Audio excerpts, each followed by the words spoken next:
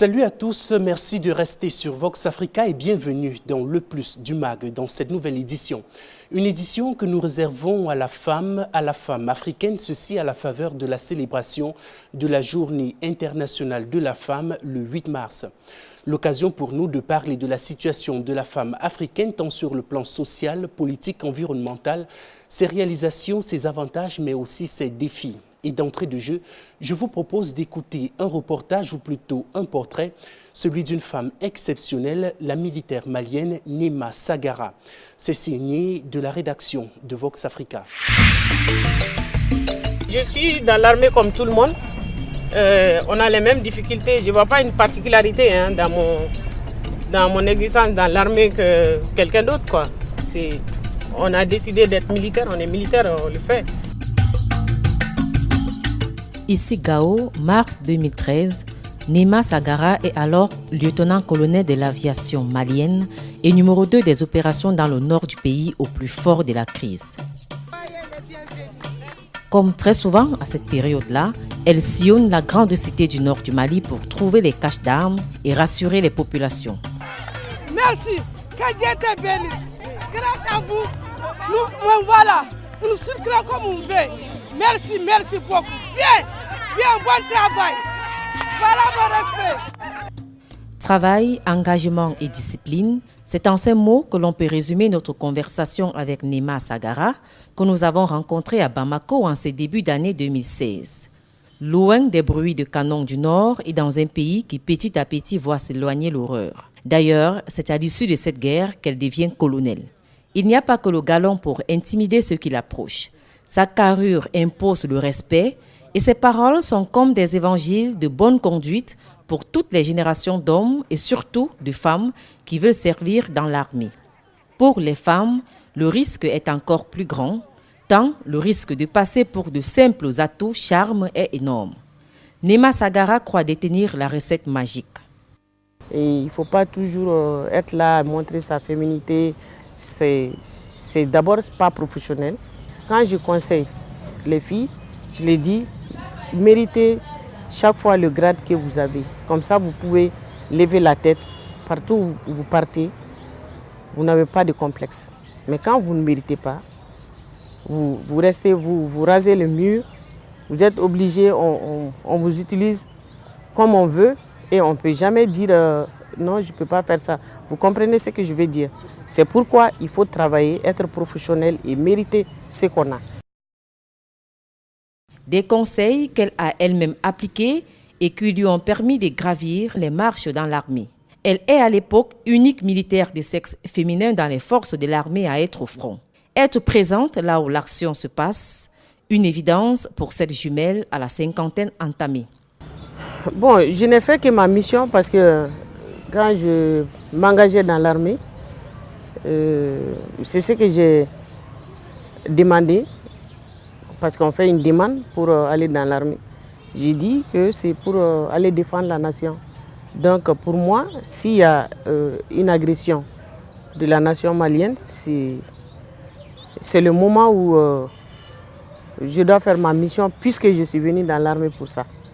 Toutefois, le colonel Sagara reconnaît que le fait d'être une femme étonne, mais ne comprend pas pourquoi. Ça a été, je ne dirais pas spectaculaire, mais ça a étonné plus d'un. Je ne vois pas... Parce que vous êtes femme? Vous croyez que c'est parce que vous êtes femme? Peut-être ça, oui. Parce qu'il y avait des hommes, on trouvait que c'est normal qu'ils soient là-bas. Mais pour moi, tout le monde, il y avait des télés partout, là où ils pouvaient aller. Les journalistes, je veux dire, ils prenaient des images de moi un peu partout. Tout ça, mais j'étais avec des hommes qui travaillaient durement, mais que je ne voyais pas l'image. C'est parce que peut-être je suis un personnel féminin parmi eux, et unique. Elle ne voit donc aucun héroïsme dans son action. De cette période où elle va servir à Sévaré, puis à Gao, elle garde le souvenir d'une armée malienne engagée et combative, malgré ses moyens limités et les pertes en vies humaines. J'ai vu les hommes, les soldats maliens, s'est battus comme comme un fou pour pouvoir atteindre son objectif.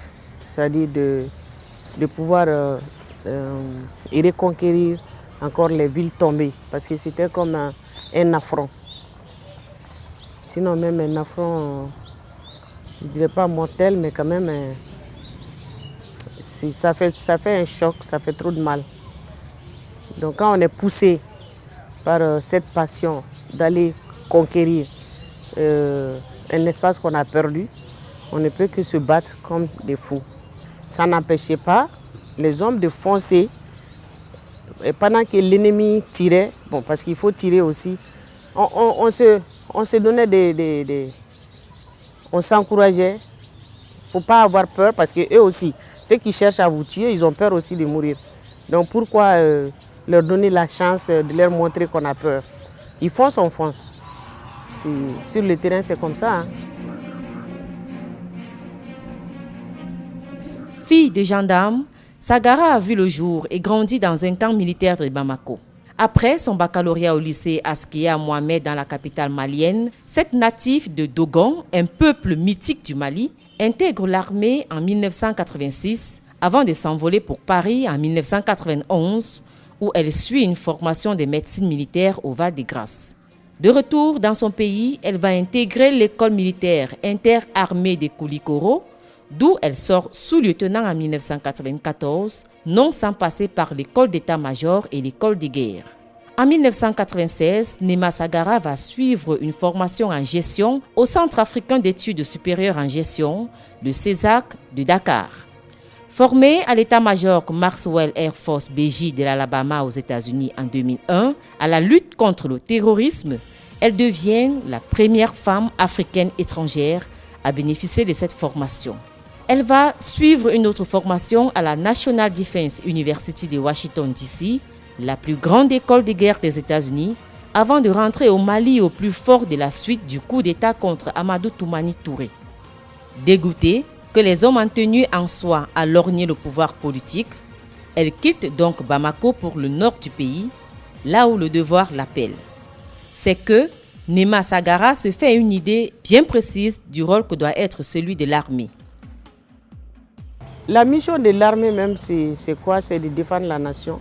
Et s'il y a des agressions même à l'intérieur, il y a une partie de l'armée, les gendarmes, et la police qui est très souvent civile, mais dans certains pays est militarisée, c'est défendre l'intérêt de la nation. Mais malheureusement, dans certains pays,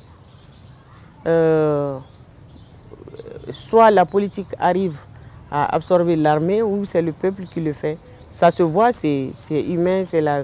Sinon, normalement, l'armée n'est pas pour... voilà. C'est pour les deux camps. Et l'armée cherche toujours à voir pour qu'il n'y ait pas perte de vie et réduire le maximum possible les effets collatéraux de ce qui peut toucher les deux côtés, quoi. Comment se comportent les militaires masculins au front lorsqu'ils ont une femme dans leur rang? Il n'y a pas de différence, nous répond le colonel. En plein combat, on est militaire tout court. Les balles ne choisissent pas le sexe. Hein. Les balles sortent du canon, de l'arme. La cible n'est pas choisie. Hein. Je veux une femme ou bien un homme. Non. Donc, il faut se défendre comme les autres et défendre aussi parce que sur un terrain, on n'est pas seul. On est avec ses camarades. On cherche d'abord à défendre la nation, à défendre ses camarades, les camarades d'armes à côté parce que vous formez une équipe pour vous battre. Si vous perdez un membre, ça veut dire que votre vie aussi est en danger. Ça veut dire que tout le monde fait attention à tout le monde. Ce n'est pas que c'est, comme vous venez de dire, c'est une femme que les hommes protègent. Tout le monde se protège sur le terrain et protège l'un et l'autre.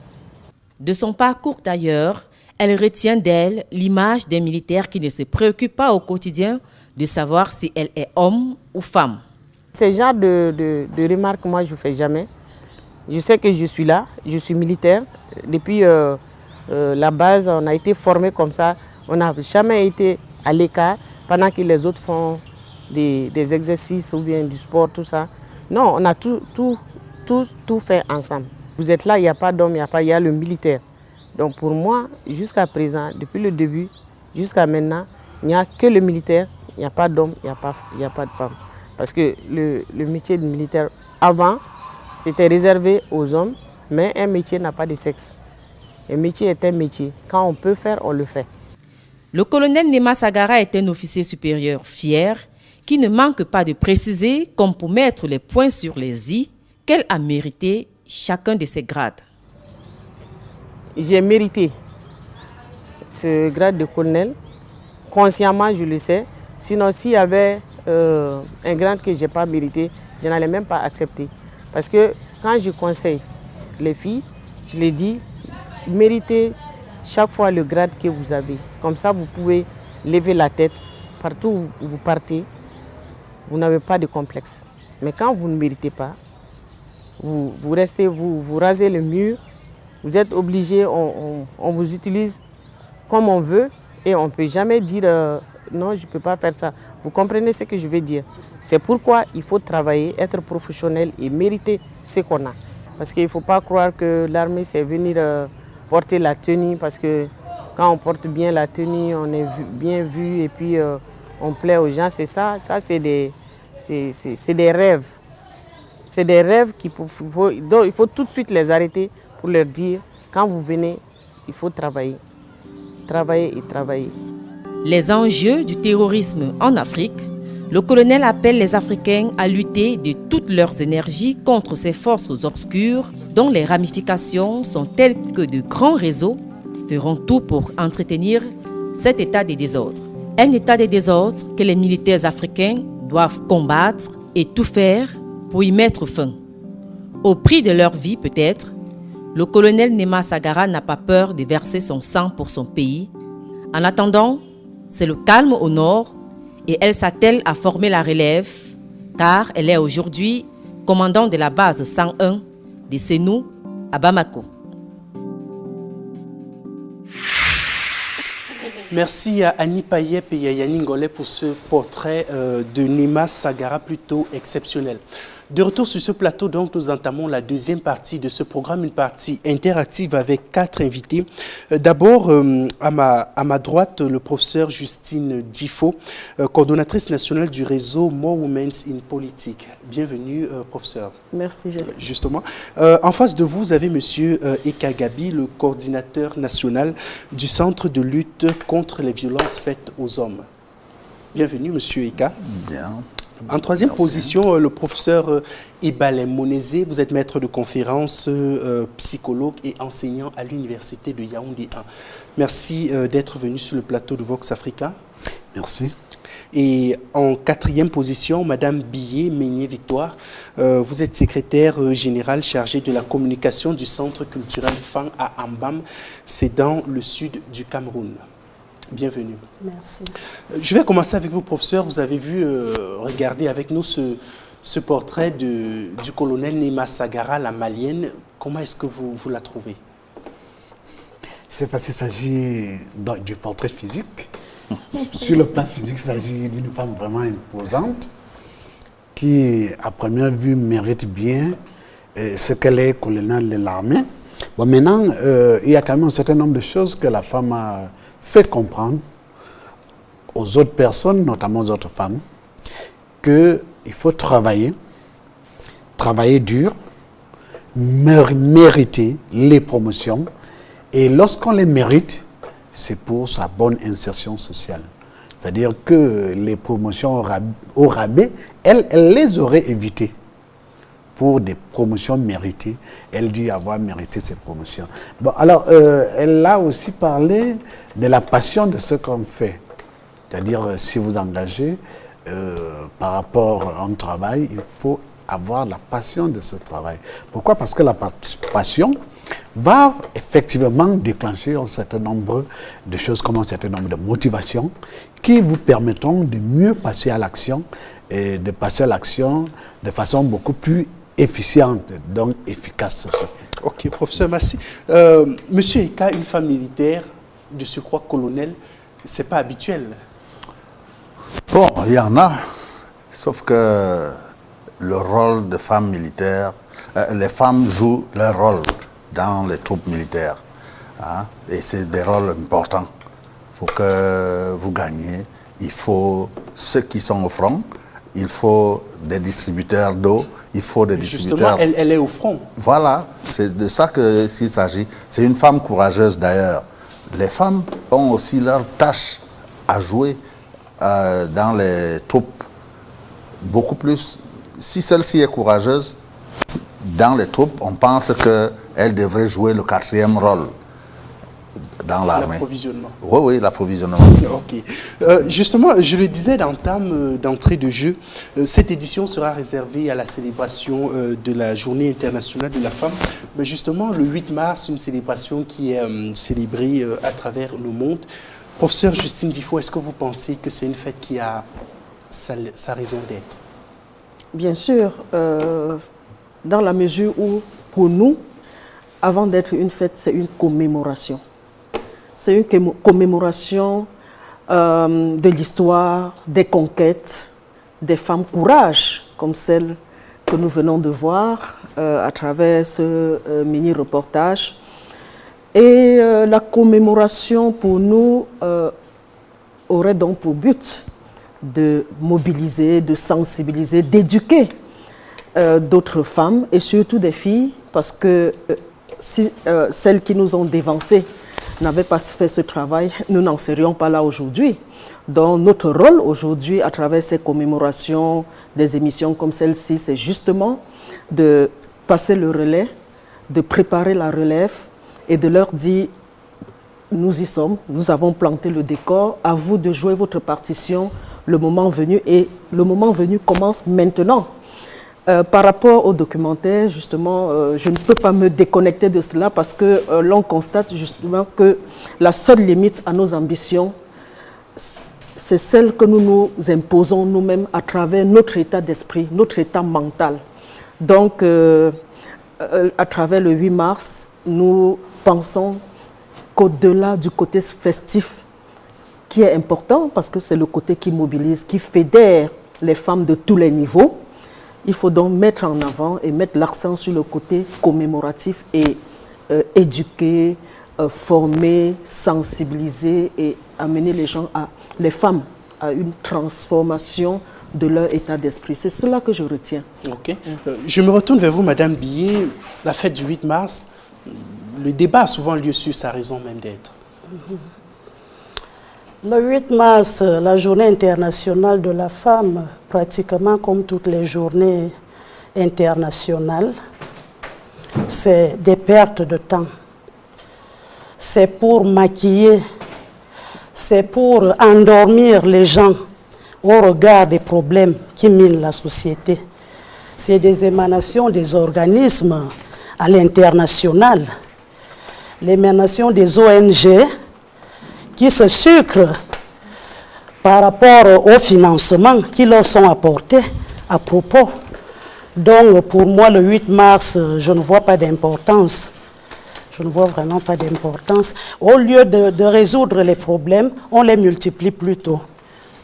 Mais au moins, c'est une plateforme d'expression des problèmes, parce que sans le 8 mars, on ne serait pas sur ce plateau en train de parler au moins des problèmes des femmes. Et je voudrais ajouter, à ce que dit le professeur Difo, non pas parce que c'est ma collègue, mais parce que son idée est suffisamment pertinente. Je voudrais ajouter que le 8 mars, qui est un moment de commémoration, est aussi le moment pendant lequel on verra dans tous les pays qui, par exemple dans le cas du Cameroun, qui fait le 8 mars, parce que je ne sais pas, dans d'autres pays, c'est toujours la fête des femmes, on voit que dans tous les pays qui fêtent la journée internationale de la femme, il y a des tables rondes, des causeries éducatives, c'est-à-dire qu'il y a des instances pour amener les femmes à mieux comprendre, on les capacite par rapport à un certain nombre de problèmes, à un certain nombre de sujets.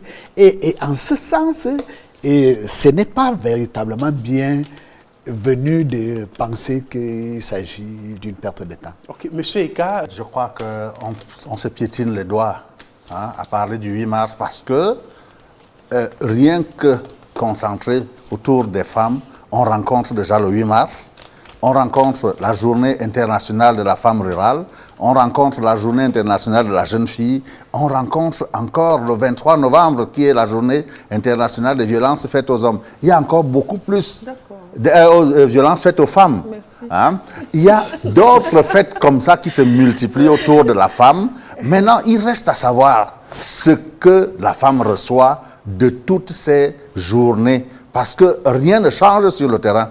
Nous constatons beaucoup plus des déviances qui proviennent des femmes. Vous le connaissez, vous les connaissez, déviances vestimentaires, violences passionnelles, violences physiques, verbales et autres, mais rien n'a pratiquement changé. On dirait qu'au fur et à mesure que ces fêtes se célèbrent, allez, c'est comme si on versait de l'huile au feu. Non, mais vraiment, je voudrais intervenir pour dire que non seulement on capacite les femmes sur le plan intellectuel, à partir de causeries éducatives, des ateliers autres, mais il y a même des formations par rapport à des dimensions beaucoup plus professionnelles, comment sécher tels aliments, comment faire ceci. Ce qui fait qu'on voit les apports concrets. Bon, mais maintenant, on peut comprendre que ce qui est saillant apparaît souvent beaucoup.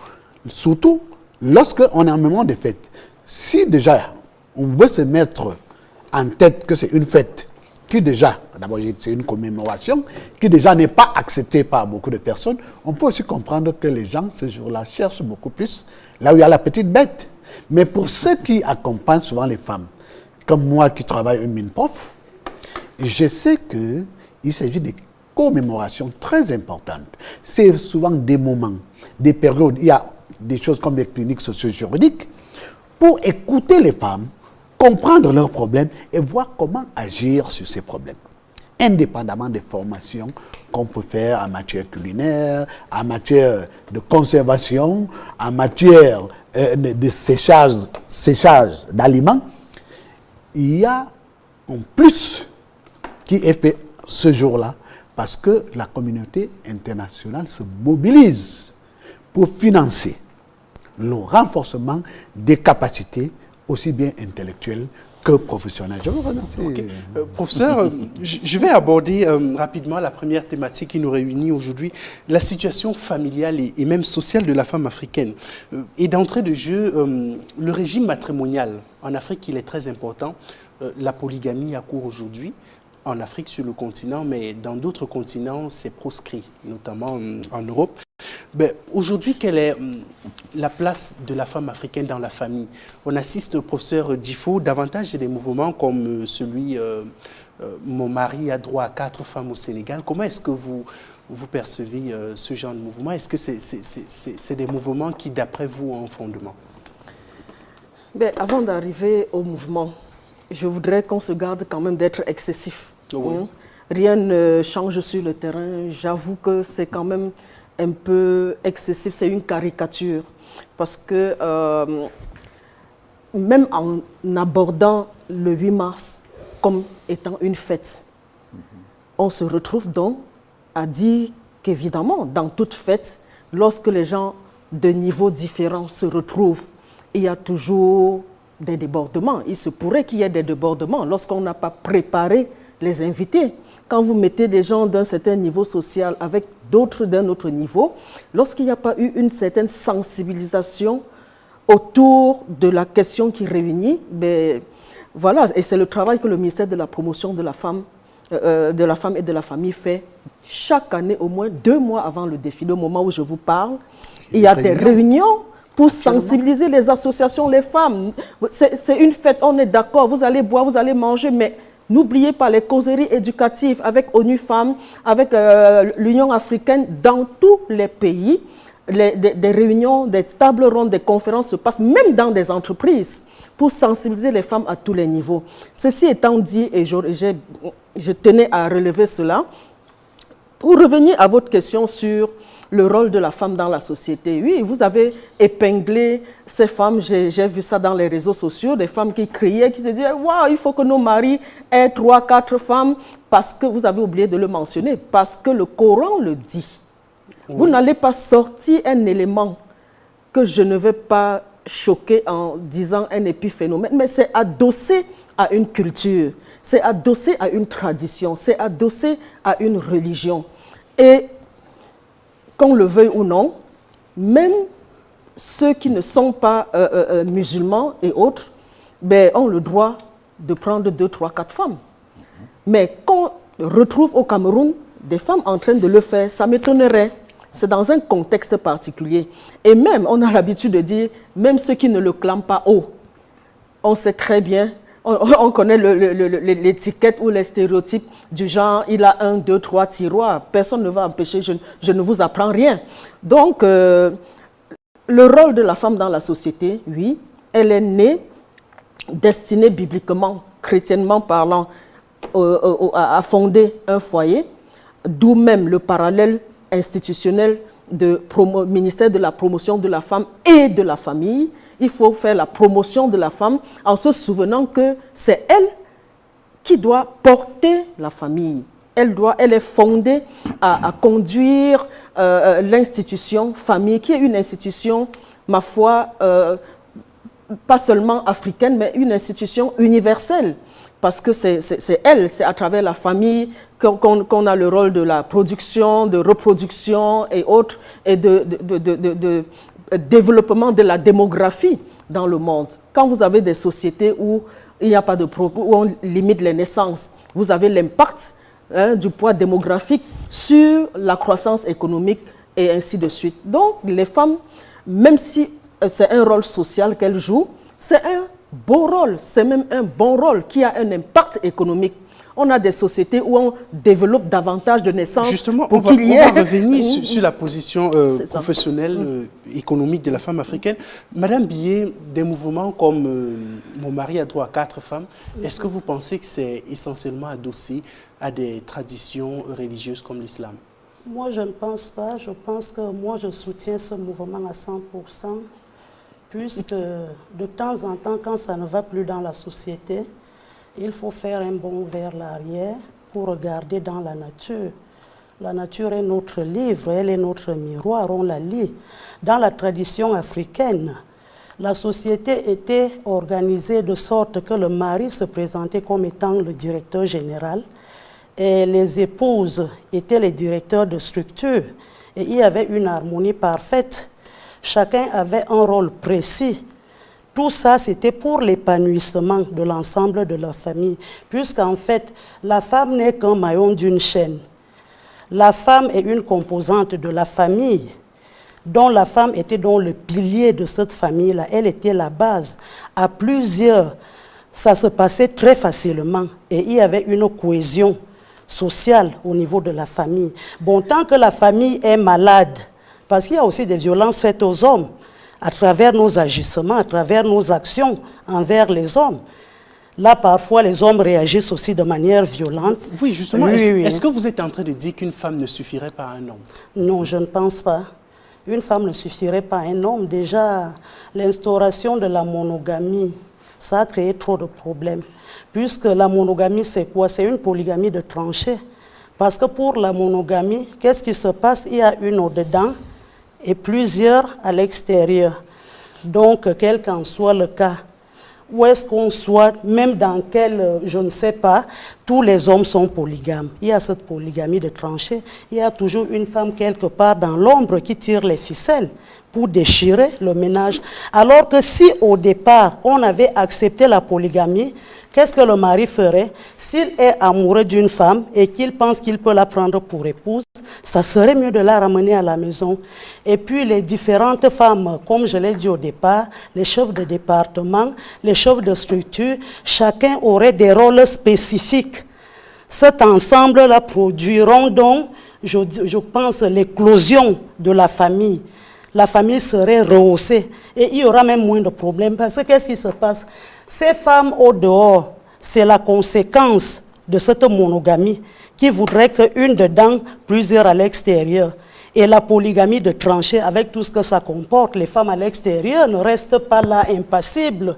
Il y a les maraboutages, il y a des ensorcellements, il y a les maladies sexuellement transmissibles, les enfants monoparentaux et autres. Il y a plusieurs mots. Donc, c'est dû au fait que la femme veut être dans un foyer monogame, oubliant qu'elle aussi, elle reçoit des chocs par rapport à tout cela.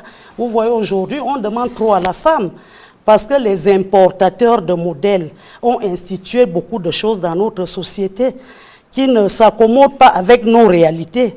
Donc, moi, je pense que pour ce mouvement, c'est un mouvement qu'on doit intégrer dans notre société africaine.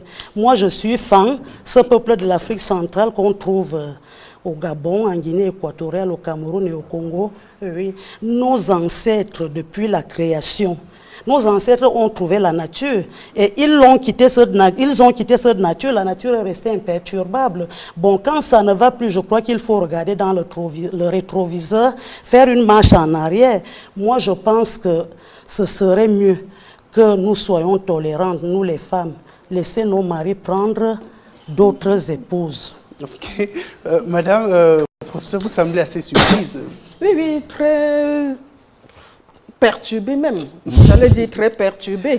Parce que oui, il vaut mieux que je dise ce que je ressente. N'est-ce pas? Il y en a qui ont même convoqué le fait que même dans la Bible, David, l'homme selon le cœur de Dieu, avait plusieurs centaines de femmes. Et pourtant, Dieu a dit que c'était l'homme selon son cœur. Mais aujourd'hui, il y a le facteur économique.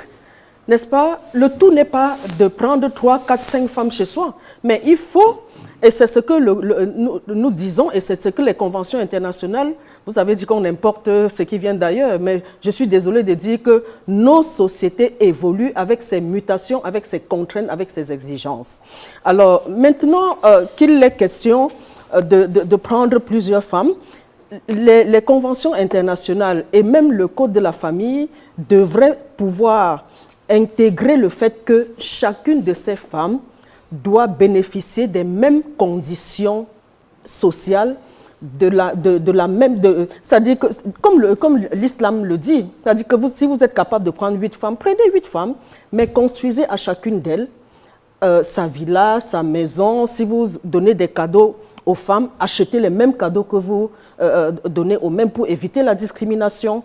Bon, une fois que ceci est dit, ma sœur est rentrée dans les traditions et moi j'avoue effectivement, dans nos traditions ancestrales, la polygamie était la norme et la monogamie l'exception. Mais en même temps, il y a ce côté exploitation de la main-d'œuvre.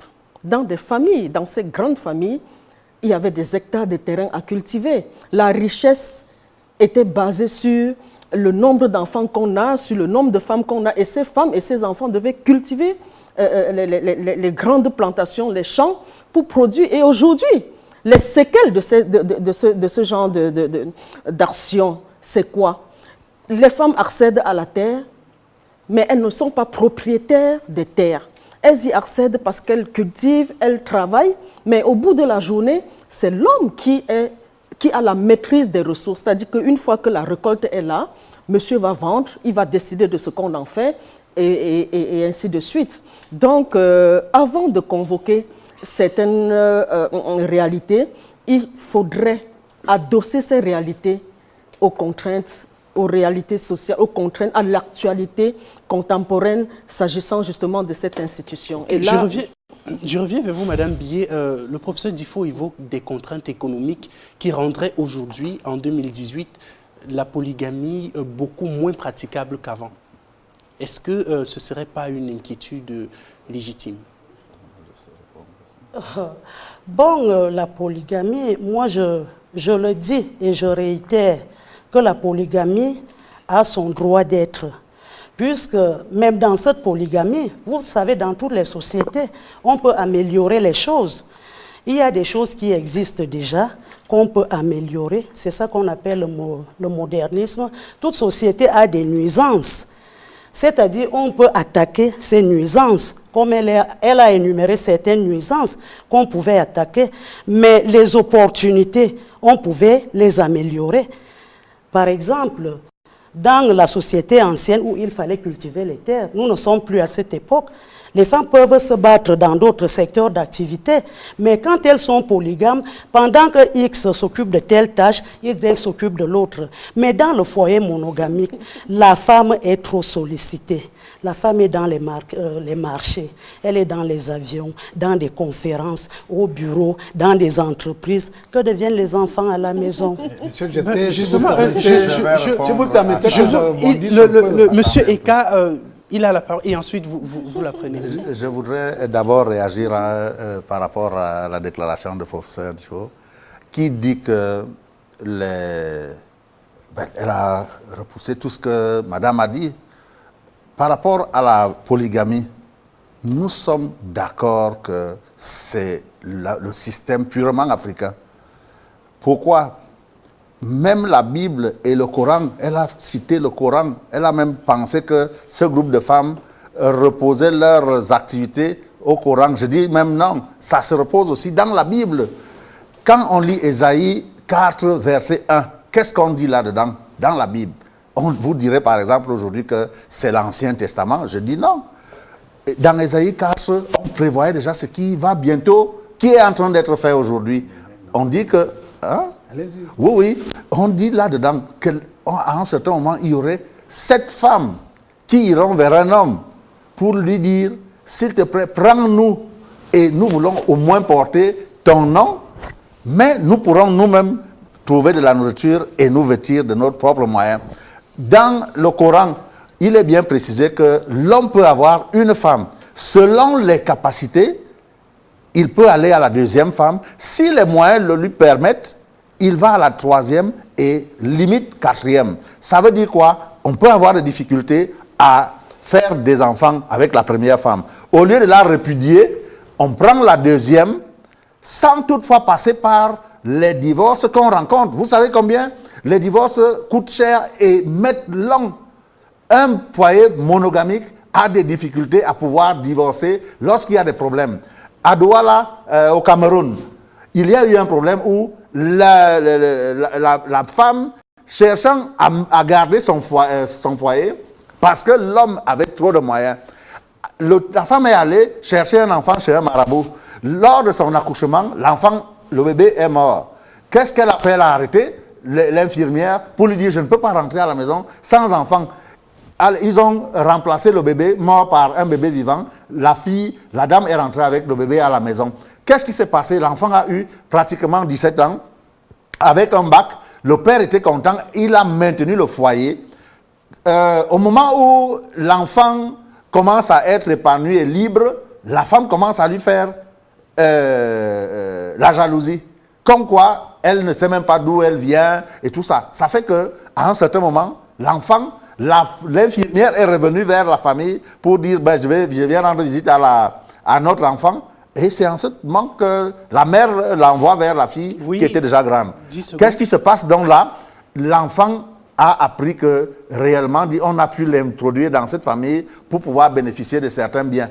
Là-dedans maintenant, elle s'est mise à chercher ses parents. On n'a pas pu retrouver. Dans la polygamie, les avantages de la polygamie sont énormes. Vous voyez, dans certains pays africains comme le Gabon, lorsque vous arrivez dans le marché, dans ces zones-là, vous trouverez des enfants en train de pousser, des enfants qui doivent aller à l'école. Lorsqu'on va vers ces enfants-là, on retrouve que c'est des enfants issus des familles purement monogamiques où la femme, et des fois même les enfants, dont les femmes n'ont même pas de mari. Et ces maris viennent des familles monogamiques. Ils viennent faire des enfants dehors et on ne les reconnaît même plus. Dans d'autres cas, il y en a plusieurs. La polygamie a son sens ici. Vous aviez parlé des conventions. La CEDEF qui se repose sur la protection de la femme, les discriminations. Dans les articles 14, 15 et 16, il est dit là que la femme doit être autonome. La femme doit avoir ses moyens. La femme peut avoir son compte bancaire. La femme peut... Il y a plusieurs domaines dedans. Pour avoir un compte... Vous aurez peut-être l'occasion de... Qu'est-ce qu'il faut? Professeur Ebalé. Oui, merci. En fait, il fallait que je suis, parce que là, je ne sais même pas. Okay, vous imaginez que lorsqu'on ouvre un compte, quand une femme ouvre un compte, il est dit que la femme doit... une femme mariée, les deux doivent gérer le compte. Mais les femmes qui ouvrent leur compte n'ont jamais ouvert ces comptes au nom de femmes mariées. C'est toujours des femmes célibataires, mais avec des actes de mariage. Et les hommes le font systématiquement? C'est le compte de l'homme que l'on gère dans le foyer. C'est l'homme qui gère pratiquement la scolarité, gère la relation, le loyer. Je veux dire que j'ai été une fois de plus surpris, mais par quelque chose que je savais déjà au niveau de la direction des travaux, des mémoires des étudiants, à savoir que beaucoup de femmes préfèrent la polygamie.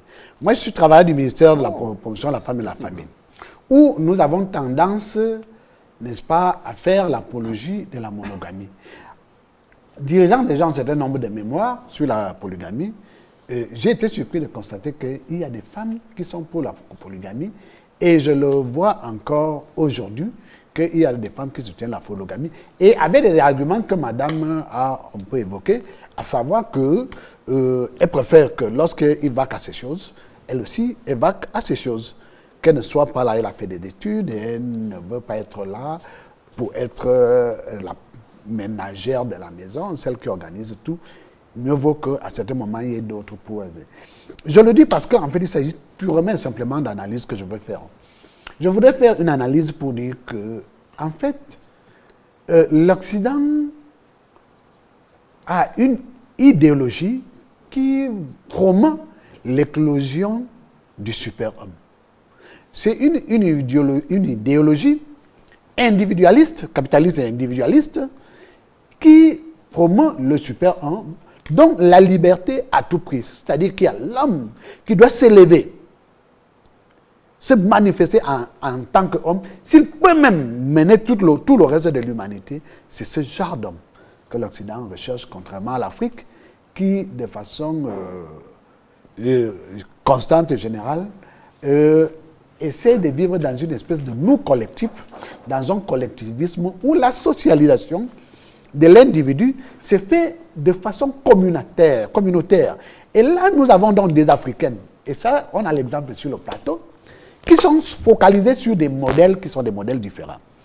On peut donc avoir des Africaines focalisées sur un modèle capitaliste et idéologiste, du super-homme, mais d'autres qui sont focalisées sur le modèle communautariste, où on se rend bien compte que, avec la socialisation ancienne, la polygamie ne posait pas un certain nombre de problèmes.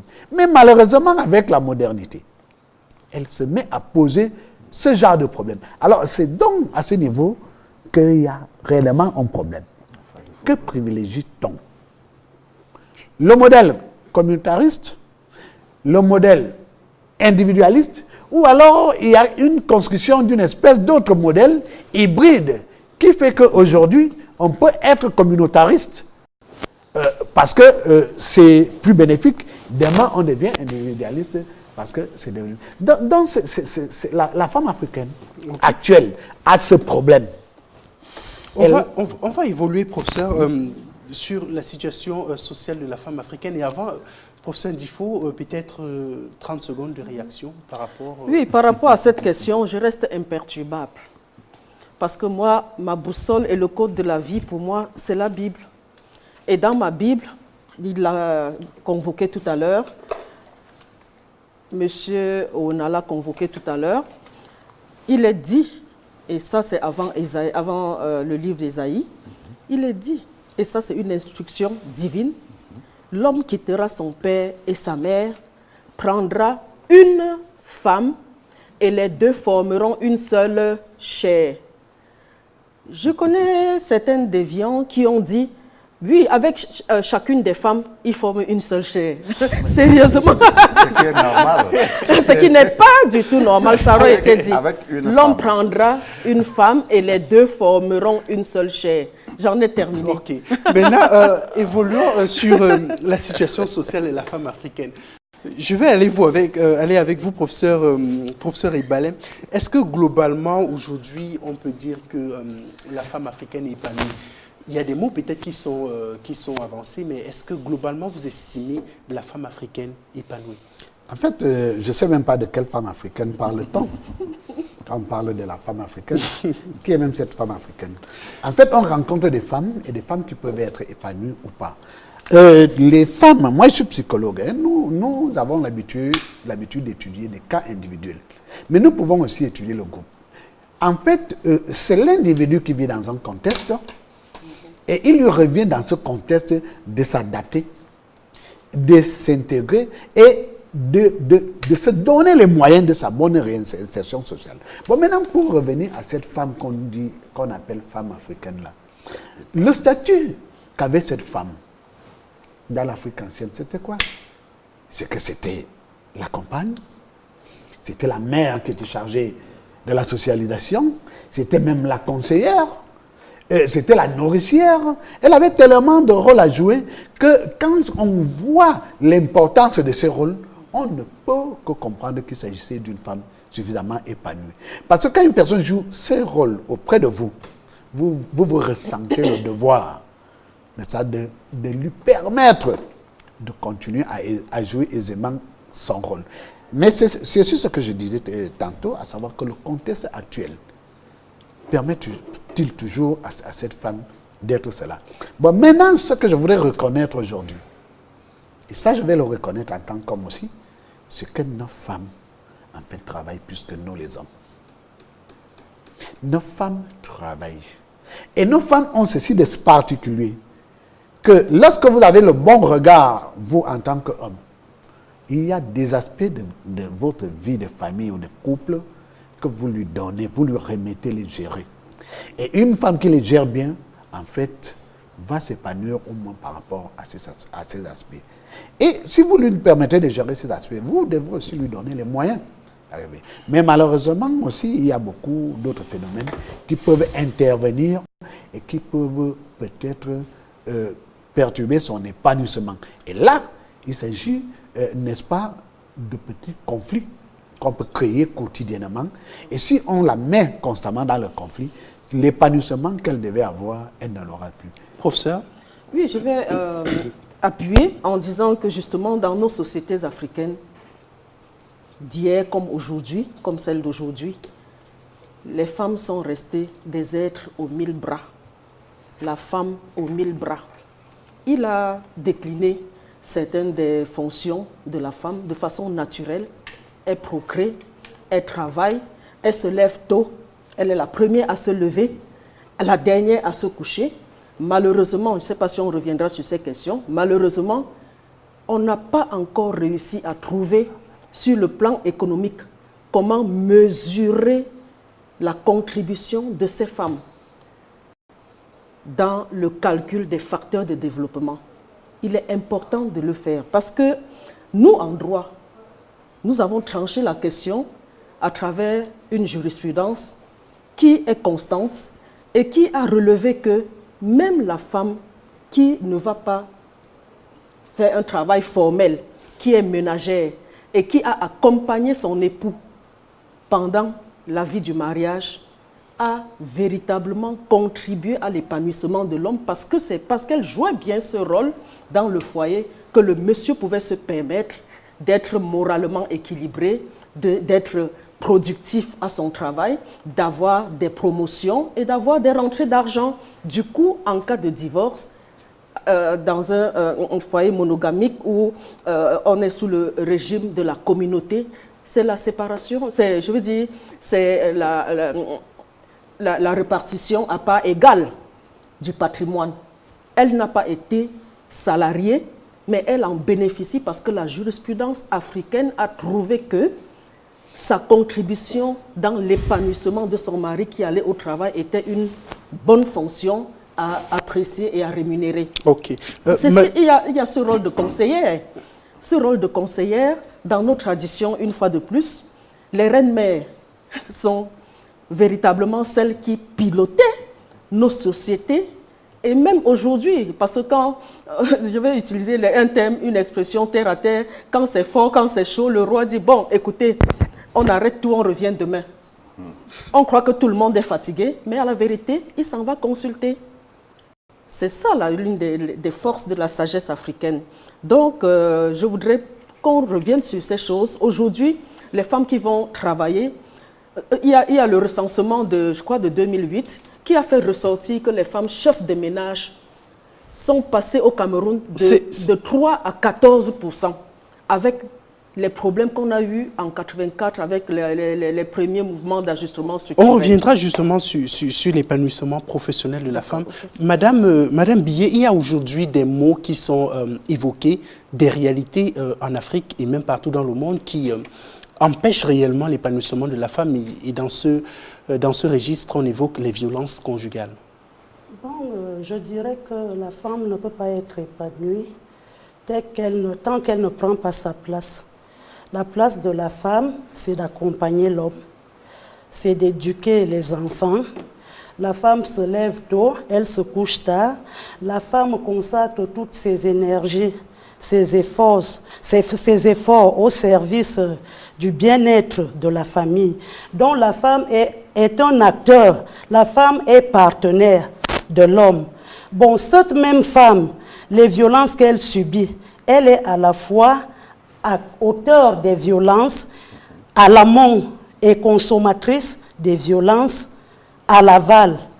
Donc, on dirait donc souvent que les violences faites aux femmes, c'est des réactions démesurées, violentes même, des hommes face aux actions posées par les femmes.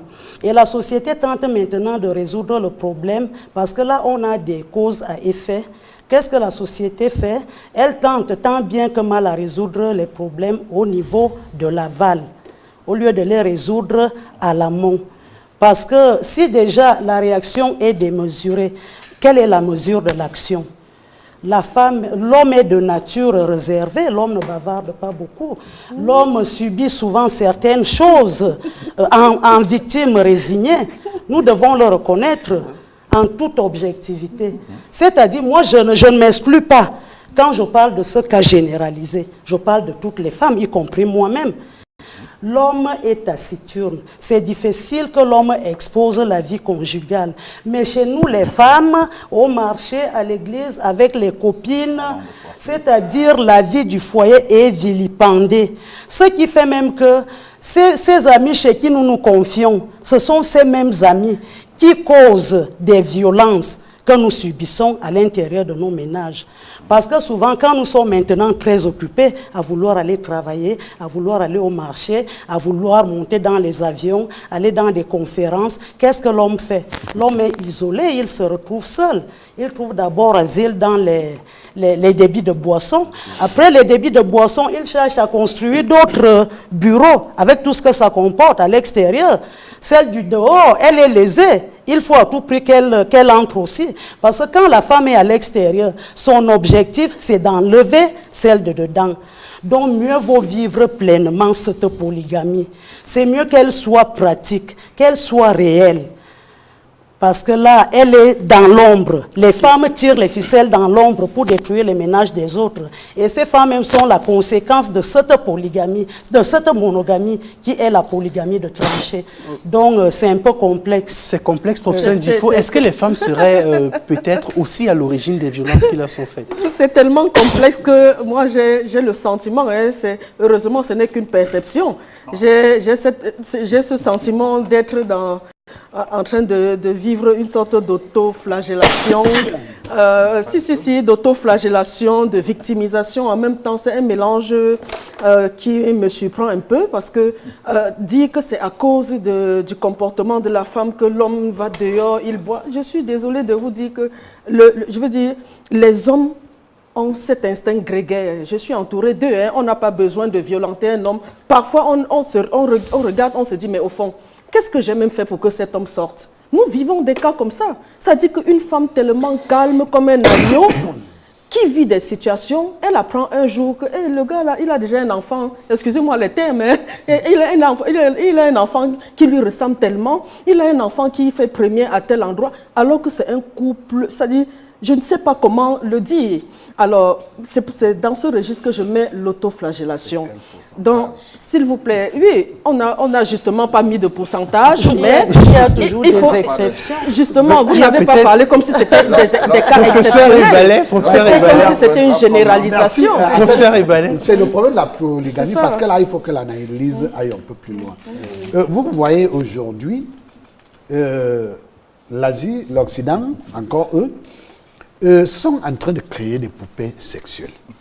Voilà. Ces poupées viennent reposer le problème de la polygamie et de la monogamie, mais autrement. C'est-à-dire que dans une société où peut-être on refuse de consommer la polygamie, on se dit, bon, comme si j'amenais une autre femme, cela créerait des problèmes à mon épouse. Maintenant, on amène quelque chose de pire. On lui amène un objet pour être en quelque sorte la personne, la chose à laquelle on... objet sexuel. Oui, elle-même n'était, c'est-à-dire qu'elle-même n'était qu'en réalité un objet sexuel, parce qu'on lui apporte un objet sexuel pour lui dire, bon, pour que tu sois en paix, c'est là, bon, laisse-moi avoir mon objet sexuel. Vous voyez, ça repose un certain nombre de problèmes qui peuvent avoir trait à la monogamie, à la polygamie, mais je crois que c'est aussi un champ ouvert à la réflexion. Moi, je n'ai pas de conclusion à dire par rapport à ça, donc, mais cela permet de comprendre peut-être que la polygamie ne posait pas des problèmes pires que ceux qui vont se poser à des femmes qui ont désormais pour, comment on appelle ça, pour coépouse la poupée pour coépouser la poupée, une poupée sexuelle. Comment se sentirait cette femme, Monsieur Eka, Oui. qui serait chodifiée à ce point? C'est ça. Ok. Je rebondis sûrement sur le problème des poupées pour dire, c'est un appel d'ailleurs que je devais faire à la fin de l'émission, parce que nous pensons que les États africains se doivent d'agir à temps. On ne fabrique pas ces poupées en Afrique. Mais l'Afrique cherche encore à savoir s'il faut adopter la polygamie, s'il faut adopter définitivement la monogamie. Au Cameroun, par exemple, j'ai fait un tour, je sais que le système reconnu constitutionnellement, c'est la polygamie. La monogamie étant l'exception, je crois bien. Oui, c'est bon, ça.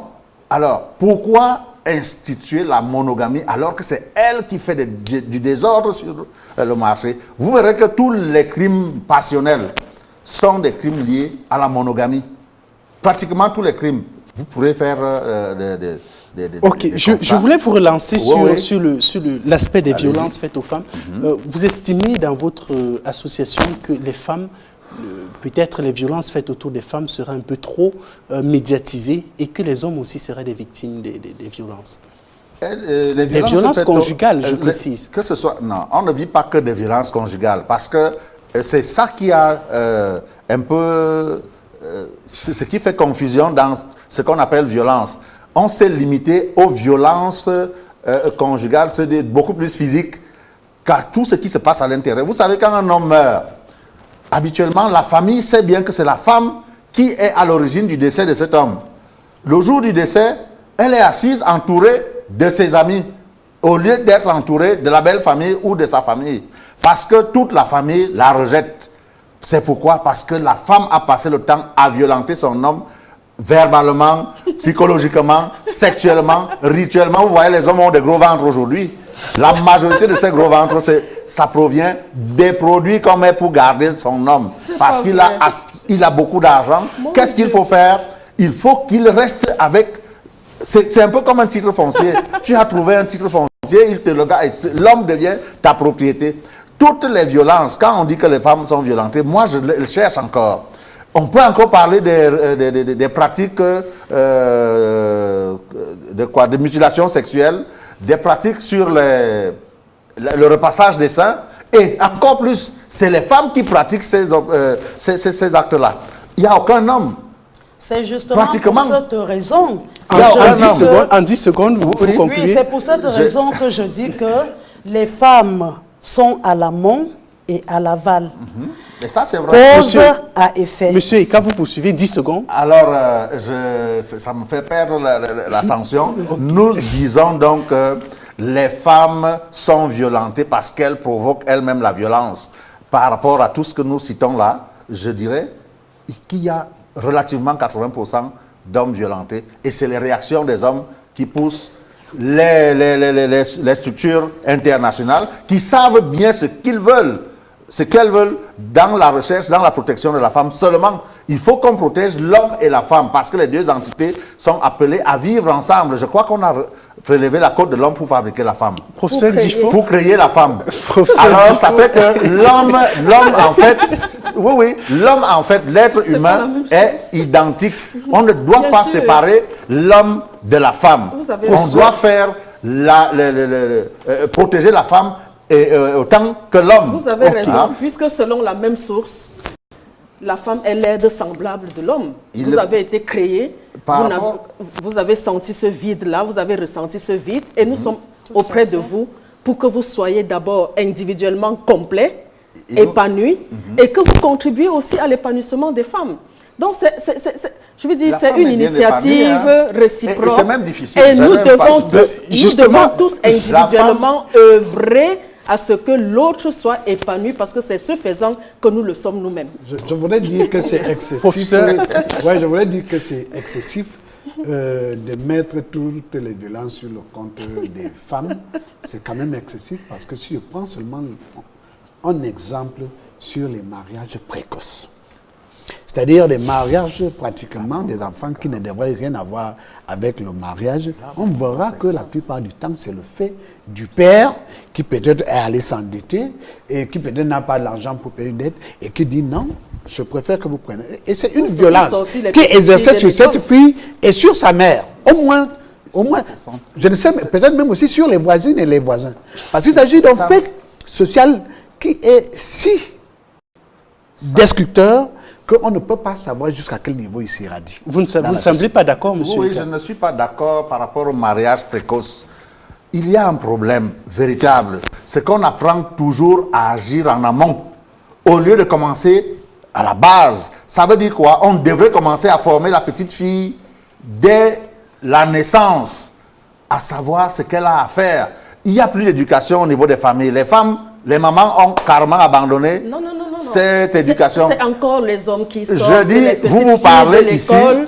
vous Quand il parlez n'y a ici pas en assez tant de qu'intellectuel. moyens, quand il n'y a pas Vous assez n'êtes de pas sur moyens le terrain. pour amener les Nous enfants savons ce à qui se l'école, passe. À on l'école, privilégie le petit garçon. donnez-moi le seul module à l'école primaire qui forme la petite fille.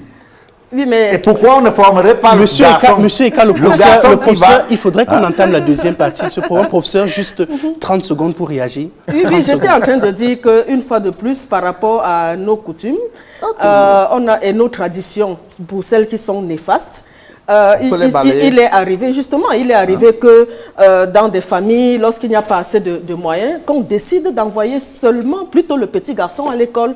Pourquoi? Parce que la jeune fille est destinée au mariage et donc ce serait un investissement à fond perdu.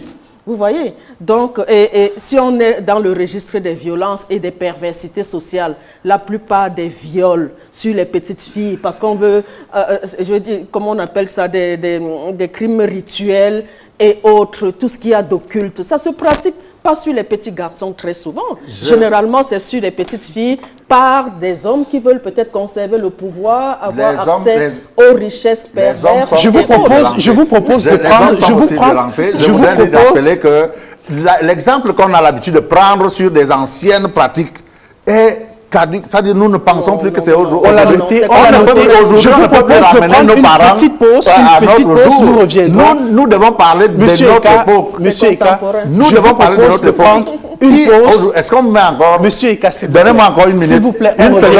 on reviendra. Est-ce Nous qu'il y a reviendrons. une seule ville où on envoie seulement la fille à l'école? On l'a compris, monsieur Citez-moi cette zone-là actuellement. Dans des zones Ok. rurales, ça Elle- existe. Je vous Oh là, propose donc tous de les enfants vont prendre à une petite l'école. pause, Il faudrait- le temps de revenir et de parler de l'engagement socio-professionnel et même politique de la femme africaine.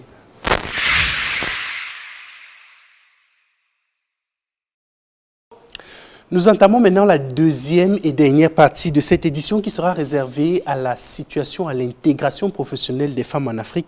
Je vais commencer avec vous, professeur Ndifo. Est-ce qu'aujourd'hui, on peut dire que la femme et l'homme ont un accès équitable sur le marché du travail en Afrique?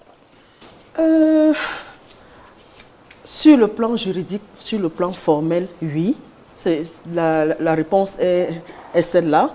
Mais comme il faut adosser, confronter la théorie à la pratique, il faut nuancer. Je suis bien obligée de nuancer dans la mesure où, bien que l'accès soit égal à tous les postes,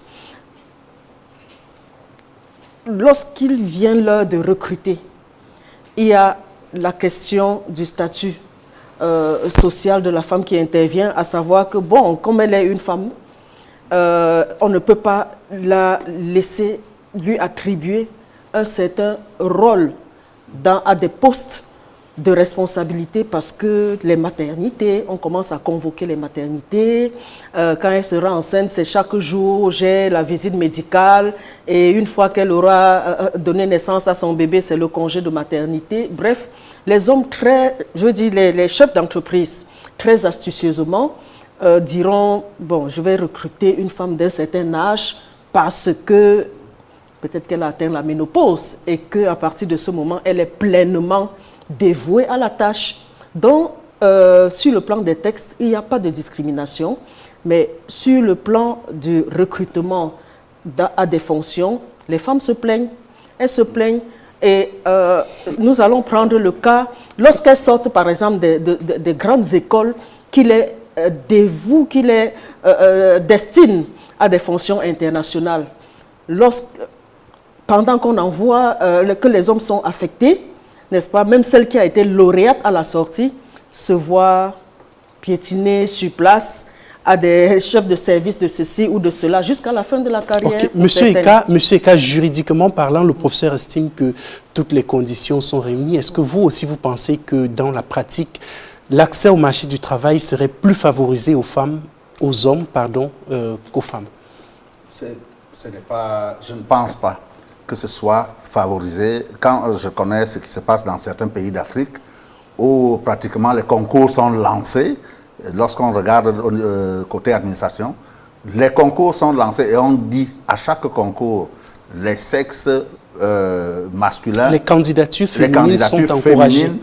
Et aujourd'hui, on dit les candidatures féminines sont encouragées. Mais ça a été fait pour corriger ce constat. Ce n'est pas, il est question ici, madame. Je voudrais vous rappeler que les femmes elles-mêmes sont à l'origine de ce qui leur arrive. Vous imaginez dans l'éducation et la santé, lorsqu'on déploie des fonctionnaires, on dit, nous vous jetons dans les régions. Il n'y a que les femmes qui démissionnent de ces régions-là pour revenir dans la capitale. Hein? Par plusieurs manières. D'autres font des faux actes de mariage avec leurs frères. Vous imaginez? Est-ce que vous êtes au courant de ça? Non, vous D'autres partent même, abandonnent des postes de service. Oui, continuez de vous informer pour éduquer les femmes. Parce que vous imaginez que les femmes sont pleines en ville. Dans les salles de classe, il y a 4 femmes pour une salle de classe. Alors qu'ailleurs, dans des zones comme les Meyezoum, dans les zones comme Vengue, comme des zones un peu toutes des localités du en Afrique, il y a des zones retirées qui n'ont même pas d'enseignants. Mais dans la capitale, on retrouve 4 à 5 femmes. Alors, vous dites que les femmes ont des problèmes d'emploi, ce n'est pas logique.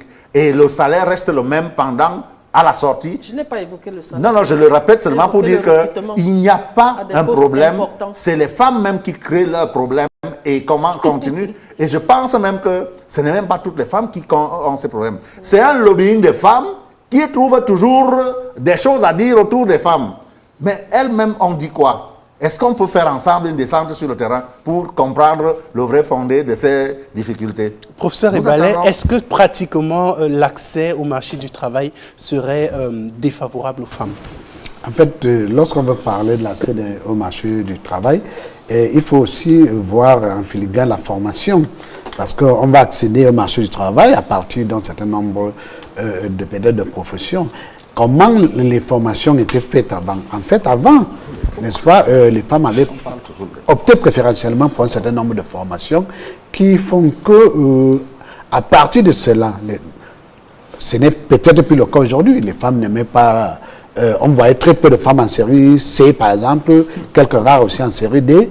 Et on peut donc comprendre que pour les fonctions auxquelles ces séries pouvaient permettre d'accéder, il n'y avait plus accès égalitaire. Parce qu'elles-mêmes, n'est-ce pas, avaient pris une autre orientation. Mais de plus en plus aujourd'hui, on voit les femmes qui se forment dans tous les domaines. Et je crois que cela est en train de se corriger. Ça se corrige sur le terrain. Parce que sur le plan juridique, il n'y a pas de problème. Mais sur le plan empirique, le problème pouvait naître, par exemple, de la formation, peut-être de ce qu'elle a évoqué tantôt, comme problème, mais c'est-à-dire du fait que la femme n'avait pas encore atteint la ménopause et que, bon, on estimait que ça pouvait perturber le fonctionnement du est-ce que ce ne travail. serait peut-être pas un problème d'accès à des formations pratiques? Bien sûr, une analyse l'a démontré il y a quelques années, si bien que récemment, le ministère de la Promotion de la Femme et de la Famille a fait même une étude qui a démontré justement qui a débouché sur des recommandations fortes qui sont même en train d'être mises en œuvre en ce moment, à savoir l'orientation, l'encouragement de l'orientation des femmes, des jeunes filles dans des séries scientifiques. Et arrivées à ces concours, elles sont parfois les meilleures.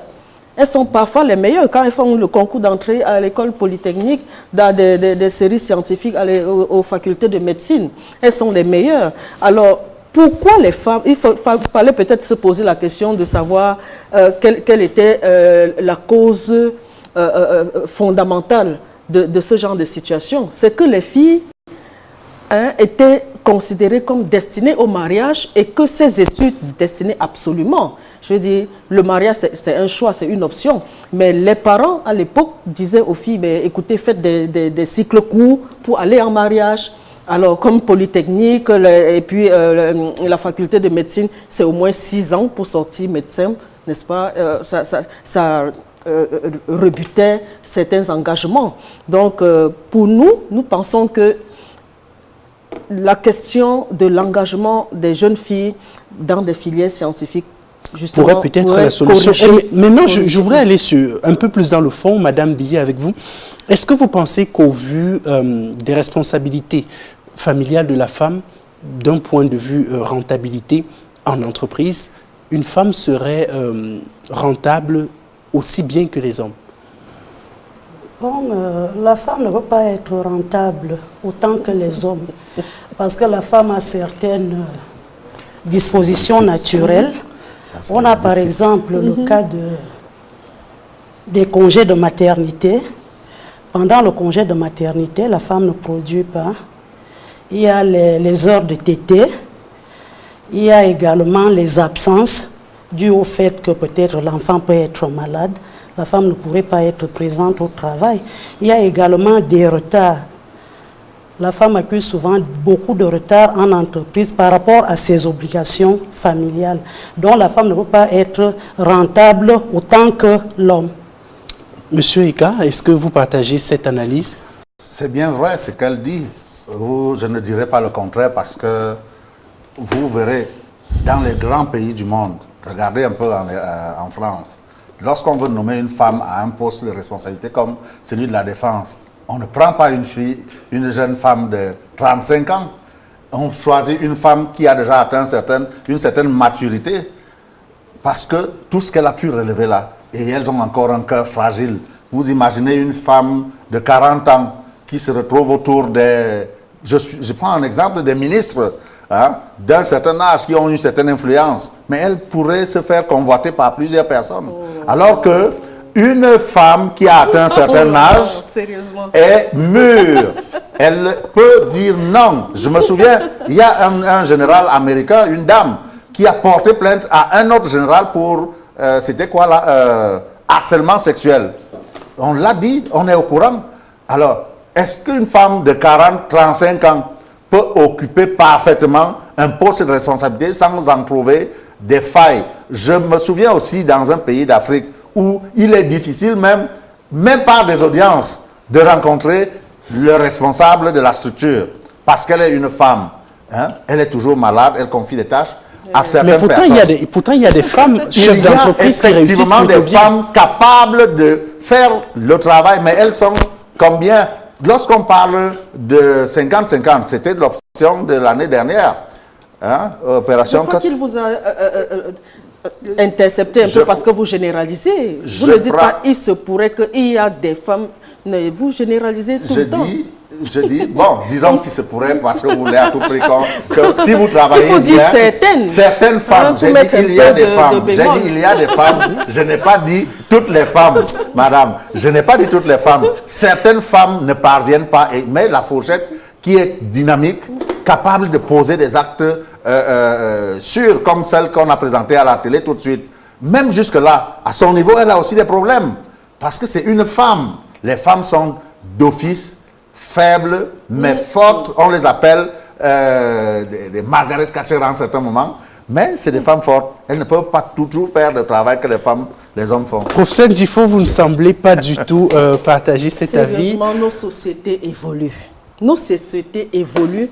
Et vous savez, la croissance économique inclusive, qui est le socle du développement durable, passe inéluctablement et indubitablement par l'implication des hommes et des femmes au capital social, à la construction de nos sociétés, où que ce soit dans tous les secteurs. Et pour ce faire, nous avons le document de politique nationale genre, qui a été adopté et qui est entré en vigueur au Cameroun depuis 2014. Nous avons cette exigence qui est inscrite dans le document de stratégie. Est-ce que d'autres pays africains ont également... Bien sûr, on peut citer le Mali, le Togo, l'Algérie, la Tunisie, tous ces pays, là, pour la plupart, parce qu'il s'agit d'une recommandation forte venue de l'Union africaine, dirigée par nos pairs, je veux dire nos chefs d'État. Ça ne vient pas des Nations Unies pour ne pas qu'on dise que c'est des modèles importés.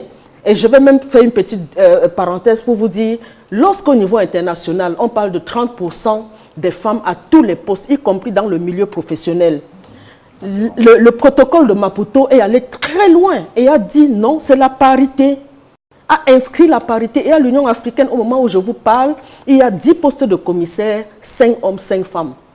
Quand les conditions ne sont pas réunies, on renvoie les élections afin qu'une région vienne avec 2 candidatures, un homme et une femme. C'est une parenthèse pour dire justement que, alors, que nous soyons d'accord ou pas, c'est dans tous les domaines.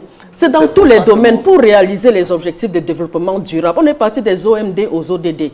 Le développement ne peut pas être durable si on n'implique pas de façon équitable, de façon inclusive, toutes les forces, toutes les ressources en termes de capital, de ressources humaines capables et qui méritent et qui ont les compétences pour contribuer au développement. C'est de cela qu'il est question. Donc nous ne militons pas pour que les femmes soient partout pour être. C'est sous réserve de compétences et de mérite. Professeur Ebalé, je vous relance par rapport à la rentabilité. Est-ce que, d'après vous, excusez-moi, je n'avais pas perçu sa question. Si une femme peut creuser une tombe, oui, mais elles sont chefs d'entreprise aujourd'hui dans le domaine industriel. Vous connaissez Audrey Chico à Douala?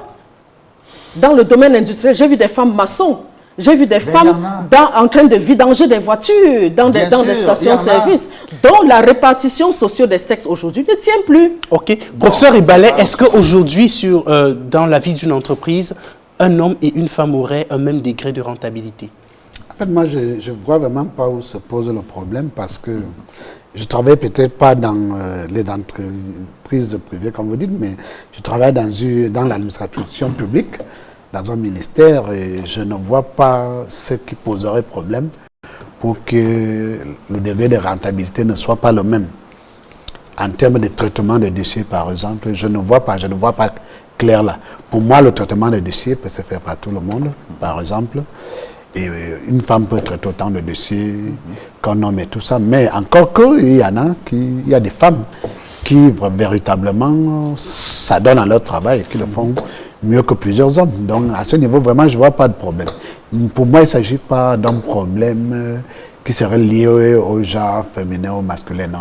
Il s'agit d'un problème de motivation de l'individu qui se dit je me mets au travail et qui s'engage à travailler. Le temps qui nous est imparti arrive déjà à sa fin. Je voudrais en 1 minute, en 30 secondes même chacun, revenir sur l'engagement politique des femmes. Professeur Difo, vous êtes coordonnatrice du mouvement More Women, du réseau More Women is Politique.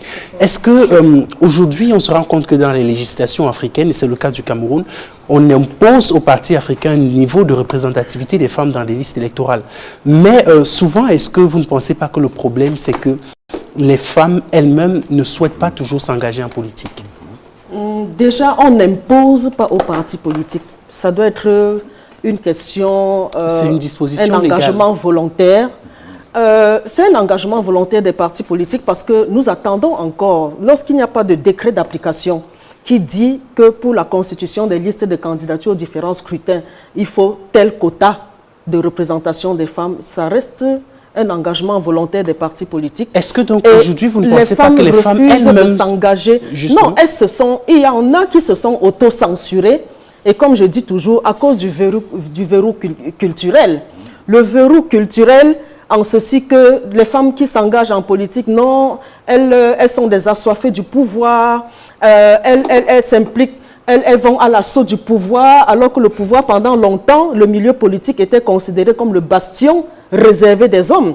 Et donc, lorsqu'elle veut s'engager en politique, non, elle devrait s'occuper de la maison, elle devrait mieux faire, de le faire. Et il y en a qui ont dit que la politique est un métier sale.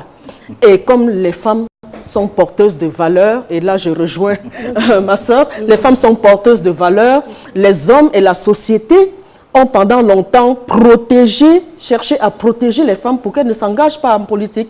Et avec ces stéréotypes et ces mauvaises croyances, je le dis entre guillemets parce que nous sommes dans le secteur de l'encouragement des femmes en politique, elles se sont auto-censurées, elles ont fini par dire « Ah, tant qu'à faire, c'est pas mon domaine, je préfère faire autre chose que ça. » Donc du coup... Une tendance qu'aujourd'hui vous souhaitez voir changer. Oui, bien sûr. Okay. Nous œuvrons à cela. Merci à tous les panélistes d'être venus. Merci, Monsieur Eka. Merci, Madame Billet. Merci, Professeur Ebalé. Merci beaucoup, Professeur Djifo. Merci à vous aussi, à la maison, de nous avoir regardé. C'est ici que prend fin cette édition de Le Plus du MAC. Je vous donne rendez-vous sur Vox Africa la semaine prochaine pour une toute autre édition.